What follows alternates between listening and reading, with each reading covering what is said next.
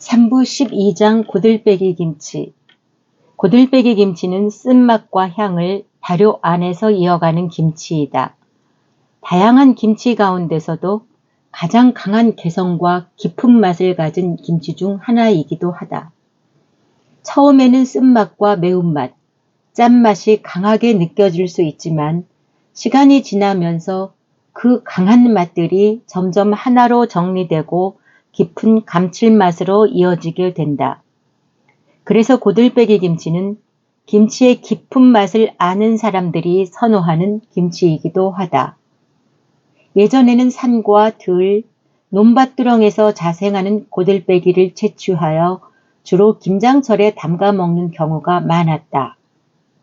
하지만 최근에는 재배가 활발해지면서 늦봄부터 가을까지 비교적 쉽게 담가 먹을 수 있는 김치로 이어지고 있다. 고들빼기는 무조건 연한 것이 좋은 재료는 아니다.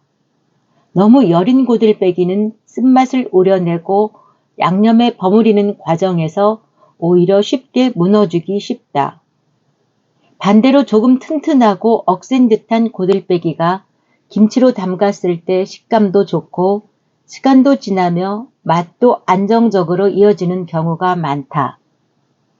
고들빼기를 다듬을 때에는 잎과 뿌리가 연결된 부분을 깨끗하게 정리하는 것이 중요하다. 고들빼기는 가운데 부분에 흙과 모래가 쉽게 쌓이기 때문에 반드시 가운데를 갈라 안쪽까지 충분히 씻어주어야 한다. 보여지는 모양보다 실제로 먹기 편하고 맛이 자연스럽게 이어지는 것이 더 중요하다. 고들빼기는 원래 수분이 많지 않은 채소이기 때문에 절임의 목적도 다르다. 쓴맛을 조절하고 조직의 흐름을 움직이기 위한 과정에 가깝다. 그래서 고들빼기는 절인다기보다는 우린다는 표현이 더 어울린다. 세척한 고들빼기는 물과 고들빼기를 합한 전체 양 기준 약 1% 정도의 약한 소금물에 담가둔다. 그리고 물 위로 올라오지 않도록 살짝 눌러주며 쓴맛이 자연스럽게 빠져나오도록 한다. 실제로 쓴맛을 더 많이 빼는 과정은 소금물에서 건진 뒤 맹물에 담가 우려내는 과정이다. 고들빼기는 직접 맛을 보며 상태를 확인하는 것이 중요하다. 쓴맛이 너무 없으면 오히려 고들빼기 김치 특유의 맛이 살아나지 않는다. 그래서 최종적으로 먹기 좋은 상태보다 약간 더 쓴 정도에서 마무리하는 편이 좋다. 고들빼기는 당 성분이 거의 없는 채소에 가깝다. 그래서 고들빼기의 쓴맛을 받쳐주고 발효를 안정적으로 이어가기 위해서는 적절한 당과 염도를 함께 설계해야 한다. 설탕은 초기에 강한 쓴맛을 부드럽게 연결해주고 발효가 이어지는 동안 김치의 쓴맛과 산미가 거칠어지지 않도록 균형을 잡아준다. 젓갈은 전체 염도를 안정적으로 유지하며 깊은 감칠맛을 더한다. 마늘은 발효 흐름의 중심을 잡아준다. 쪽파는 너무 굵고 억세지 않은 것을 사용한다. 고들빼기의 쓴 맛과 단단한 조직을 쪽파의 향과 부드러움이 자연스럽게 보완하기 때문이다. 양파는 굵게 채 썰어 사용한다. 홍고추와 당근은 주로 색의 균형을 위해 사용한다. 쓴맛을 우려낸 고들빼기는 오히려 맹물을 품고 있는 상태에 가깝다.